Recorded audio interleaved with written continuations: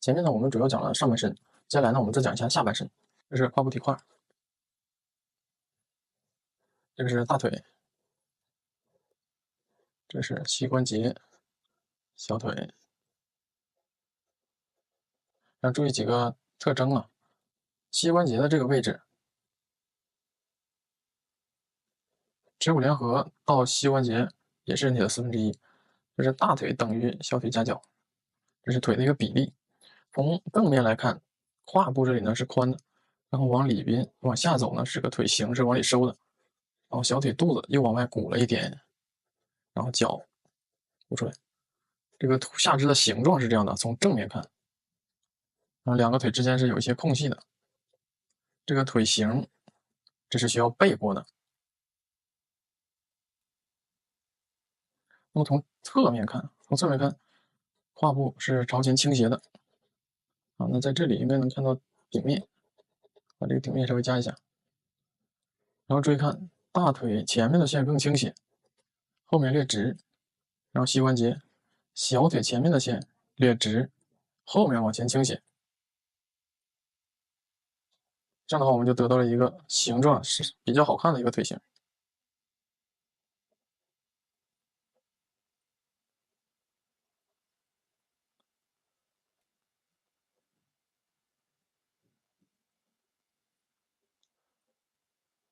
这是一个腿的形状。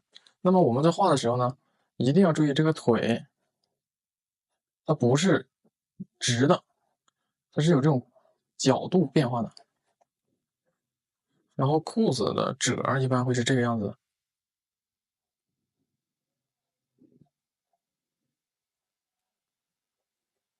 这样看起来它才会美观一些。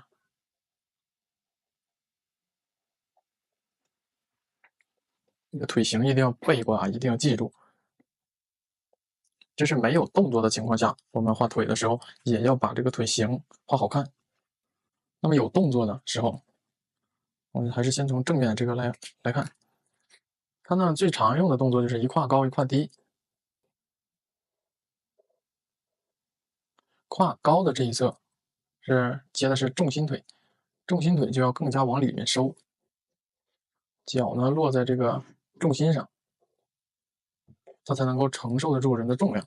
这个承受住重量的另一个呢，就是稍微做一下支撑，它可以做比较多的动作，可以往前来。这个胯低下来之后，这个腿往前伸，这个膝关节也会变低，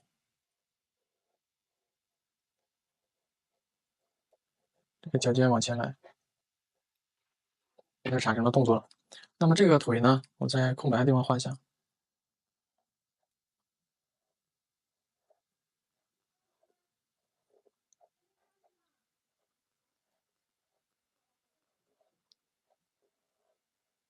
那么它也可以往后伸。如果说往后伸，脚底落不到这个地面，我们就可以把脚尖点地。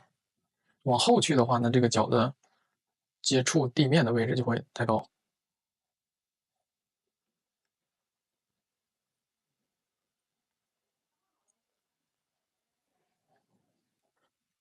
从侧面看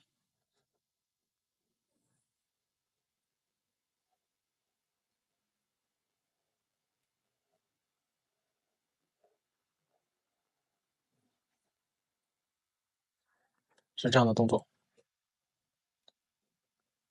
站姿的时候呢，下肢的动作不是特别多，但是呢，一定要考虑重心的问题、承重的问题。这个人一定要能够站在地面上。我们结合上肢再来看一下动态不多的下半身。这个是上半身，胸腔抬起到胯这里折叠，大腿、小腿、大腿、小腿，我们把这个形状用上。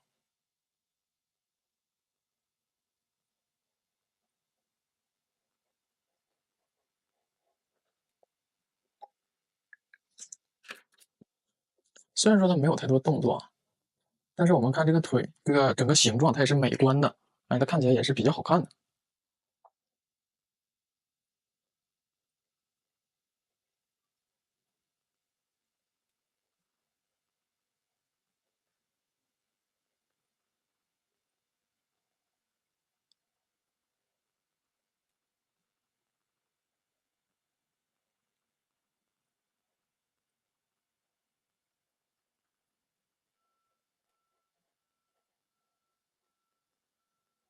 过深一点不要紧啊，这个控制好。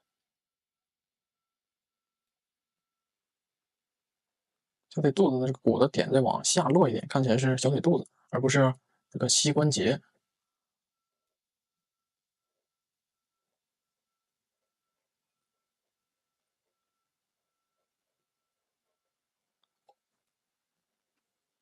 站姿的情况下，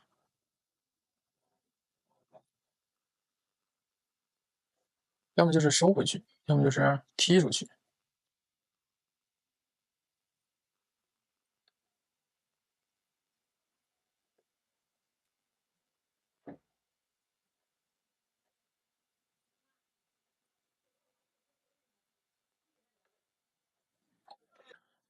最关键的是腿型，千万不要画成这种直上直下的，宽窄又没什么变化的，然后再画一些很概念的褶，这是非常丑、非常不好看的。一定要注意腿型，大腿的这个朝向和小腿这个朝向的差别。站姿的时候还会走路啊，走路的时候呢也是比较像这个站姿。那么有几种情况，就是腿会、膝盖会弯曲，这个人呢会向前移动，这种感觉。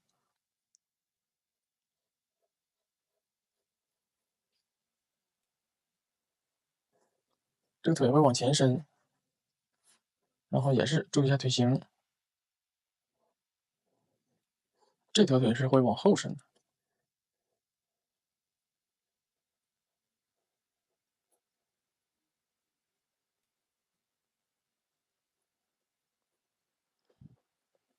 这种步子是迈的比较大的，看起来并不好看。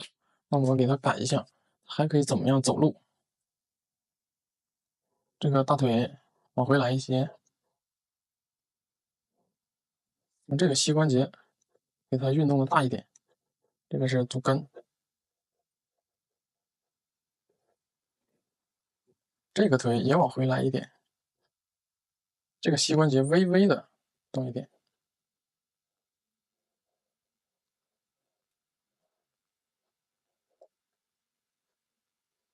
这个胯往前伸一点，还是这个上半身呢再往前移动，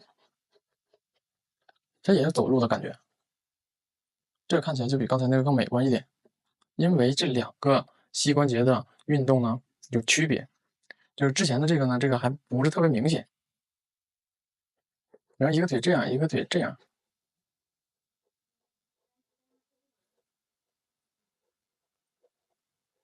哎，这两个腿要有遮挡，不能一样粗细。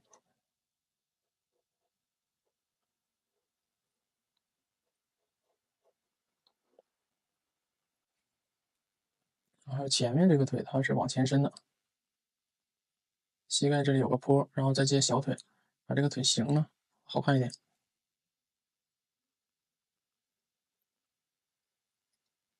然后胯的正面，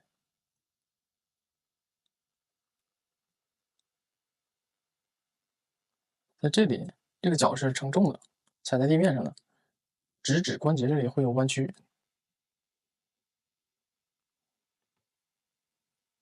往前伸的这个腿，那么这一侧的肩，这个手臂就会往后，那么胸腔的角度，这个侧面就会变小，中线会往这边转一点。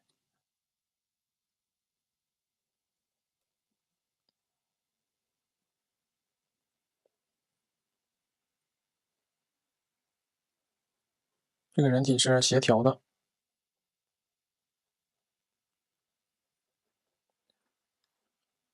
往前伸的一侧的腿，那么这一侧的手臂就往后摆。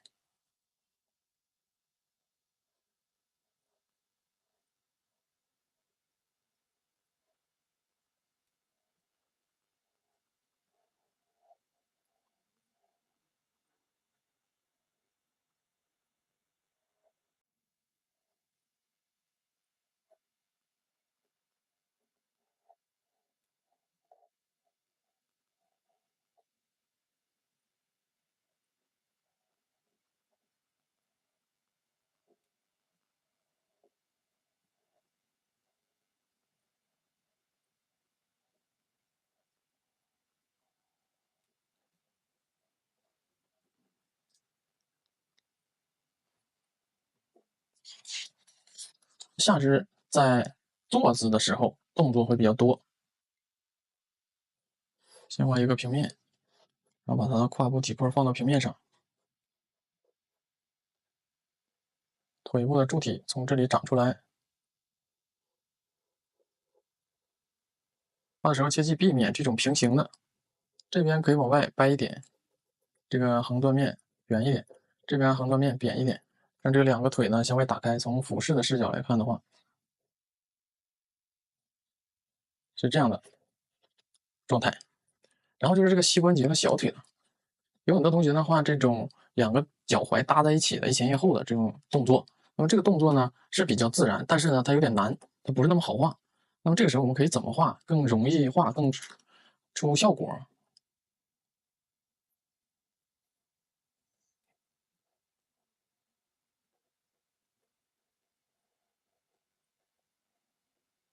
这个腿可以一前一后，这个小腿往回收，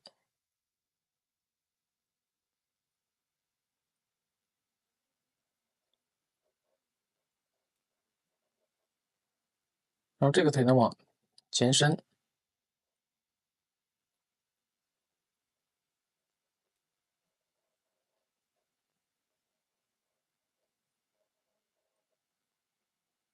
并且呢一个小腿再往里收，这个小腿呢再往外出，这个朝向上有变化。从正面看的话，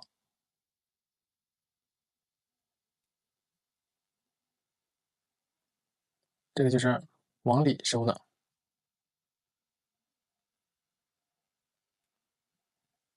这个就是也是往里收的，但是就是往回收，并且往里边走，这是往出伸，然后往前走。这个说起来有点绕口，看起来可能更容易理解一些。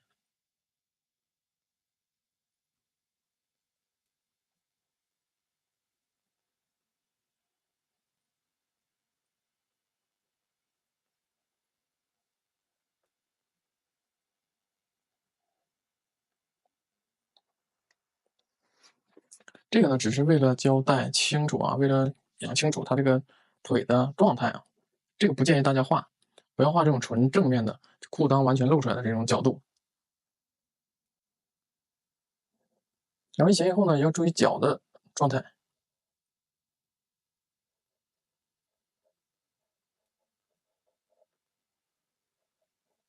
这边呢，我是画了一点它微微的抬起来的角度，这样让它动态呢更自然。微微抬起来一点呢，就是鞋的这一侧是离开地面的，这一侧是搭在地上的，而这个是脚尖踩在地上的。出现最多问题的就是好多同学画成这种纯侧面的鞋，也不管是什么角度的腿啊，就画一个纯侧面的，就非常平。这个不要出现，一定要根据这个腿的小腿的角度，然后去具体考虑这个脚到底是什么状态，能看到哪几个面，能否看到鞋的底面，然后前面能看到多少，顶面能看到多少。翘二郎腿的这个动作呢，有很多同学画，但是呢会容易出问题。出问题的地方在哪儿呢？就是刚才我们说的，一个是两个腿啊，就是大腿的柱体啊没有变化，这边抬不起来，抬不起来的话，这边没有空，这个膝盖就搭不上。然后还有就是搭上去之后，这个膝盖会把小腿顶起来，所以说小腿的朝向是朝外的。从正面看的话，这边的大腿是这样，然后另一侧的大腿抬起来往外撇，这个踩在地上。从正面看的话，大概是这样的一个状态。当然，正面的腿呢都不太建议画，因为不好出效果。那么我们再画一个，比如说稍微偏正一点的这个身子的时候，然后你再加上一个侧面的腿，你看胯和胸腔的角度不也就有变化了吗？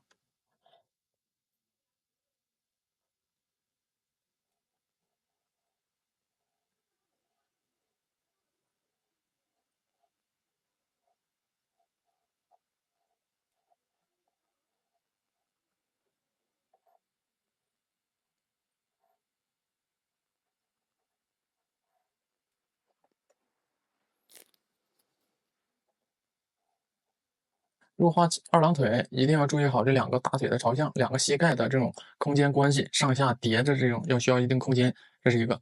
然后呢，还有就是画所有的脚的时候都要注意小腿的朝向，因为小腿朝向决定了脚的状态。你小腿是往里收的，那么你这个脚呢，就只能在这个角度上去进行一些变化，它不会这个角度的小腿啊接一个这个角度的脚，看起来就非常的别扭了，像崴脚了一样。但是这个脚踝呢可以内扣一点，就是画出一点内侧面，这样的动作呢也是可以接受的。那这个是不可以的。然后这个柱体呢往前伸的情况下，我们看到的这个鞋会稍微的长一点，正面啊会长一点。然后从正面看的话，这个小腿是这样子，这个脚呢也可以有这样的动作，就是还是刚才说的这个脚踝的内侧这里呢，角度可以就是动的大一点。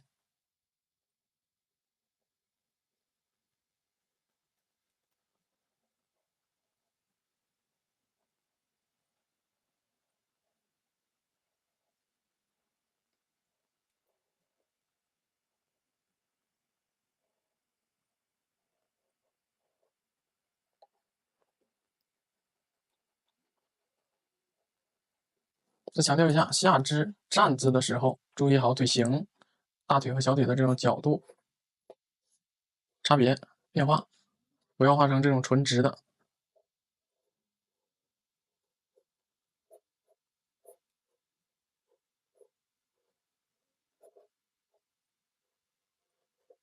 然后坐姿的时候，两个大腿从胯的什么位置长出来，这个腿的根部，把这两个大腿往哪去？两个大腿的朝向，然后就是两个小腿的朝向，一前一后。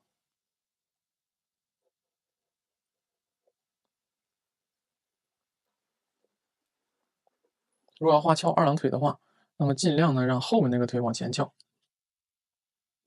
这个往里边去，这个往外边来，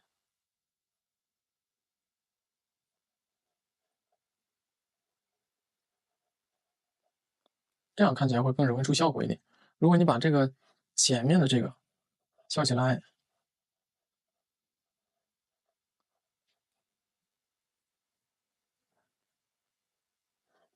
这边看到的就是这种脚面更多了，鞋底应该就看不到了。然后这个位置的形特别容易画丑，就一条大弧线，从这里咔就绕过去，这缺少结构。对内部的结构不是很了解的，就是很不建议画这么画，因为很容易把这个画成一个很简单的这种大弧线，这就不好看。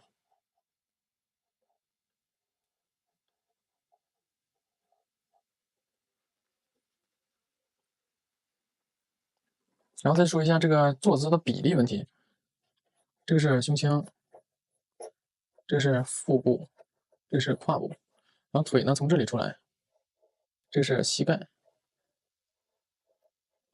膝盖跟肩进行比较，这一段的长度大概呢等于这段的长度。从侧面来看，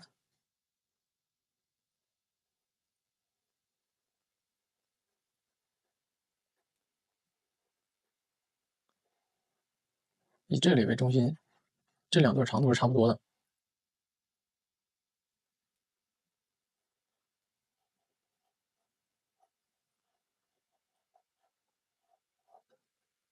有不少同学呢把这个大腿画短，所以说呢注意一下这里，在画这个大腿长度的时候，看一下肩在哪里，比较一下这两段的长度。